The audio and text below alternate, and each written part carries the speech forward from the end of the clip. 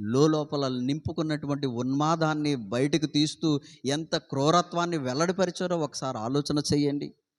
వారంట ఒకడేమో అరచేతులతో కొట్టాడంట, ఒకడు పిడిగుద్దులతో గుద్దాడంట, ఒకడు ఉమ్మి వేశాడంట. ఆలోచన చేయండి. ఒకడు హేళన చేశాడంట, నువ్వు దేవుని కుమారుడివైతే దిగు అన్నారంట. ఈ పక్కన ఉన్నవాడు అన్నాడు,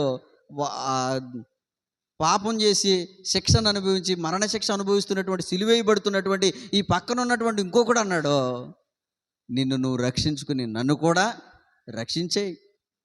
హేళన చేశారు. ఆయనను కొట్టంట, నిన్ను కొట్టిన వాడెవడో చెప్పు అని అన్నారంట. భవిష్యత్తు జ్ఞానం ఎరిగినటువంటి ప్రభువుని ఆ రోజు ఎంత హేళన చేసి ఆయన మరణాన్ని ఎంత భయంకరంగా చిత్రీకరించారో ఆలోచన చేయండి. మరలా ఇంకొకసారి ఇంకో బోధ అనేటువంటి మాట కానీ, ప్రసంగం అనేటువంటి మాట కానీ ఇంకెక్కడ యేసు అనే పేరే వినపడకోకుండా చేయాలని ఆయన మరణాన్ని చాలా చాలా భయంకరంగా చిత్రీకరించారు. మన ప్రభు ఒక్కరే సిలువ మోసుకొచ్చారు. అర్థమవుతుందా? సిలువ అంటే ఆలోచన చేస్తే ఆయన భుజం మీద మోసినటువంటి ఆ భారం ఏదైతే ఉందో అదే మన పాప భారం.